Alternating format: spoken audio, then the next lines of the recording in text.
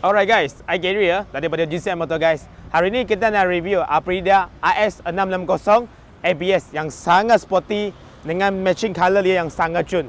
Tahun 2021, register pun 2021, mileage hanya 13,000 sahaja guys. So kita nak join dengan harga jualan 41,800 setiap potong nama cash. Okay, 41,800 setiap potong nama cash.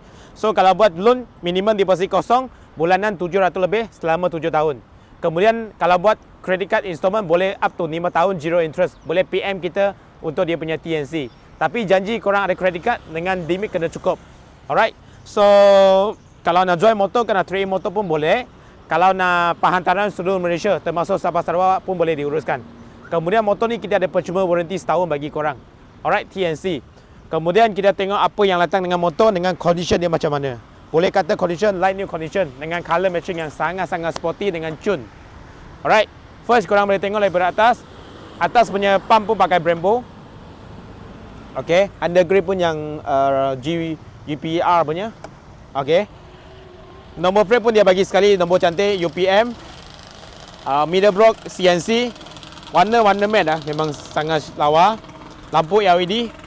Okay, ada daylight lagi. Nampak? Memang solid guys.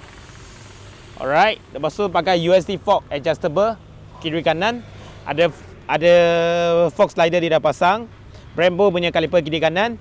Dia semua macam baru lagi sebab mileage hanya 13,000. Rim depan warna orange Forotion. Size tayar 120/70/17.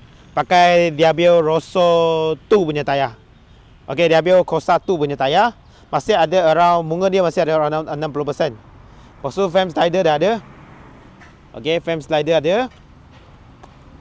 Kemudian engine dia pakai Pedestrian twin, 2 silinder Pedestrian twin engine.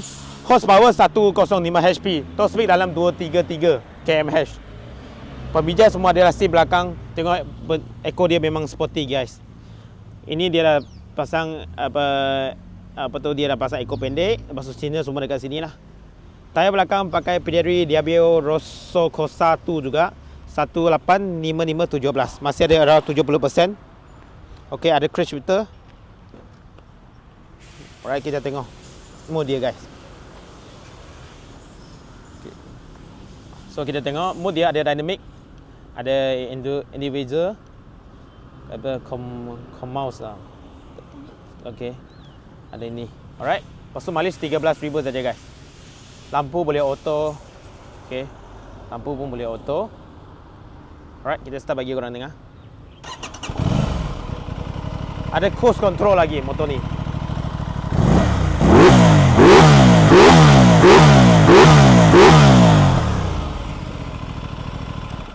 Alright, kalau korang tengah cari Aprilia AS660 ataupun tengah cari super sport yang 600cc, boleh consider ini.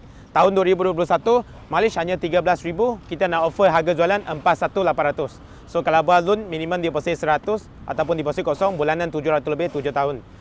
Free warranty setahun bagi korang. Kalau ada credit card, limit kalau cukup, boleh bayar guna credit card. Lepas tu kita installment dengan bank korang up to 5 tahun. Boleh trade in, boleh buat loan, nak jual motor saja pun boleh. Roger kita. Bye bye.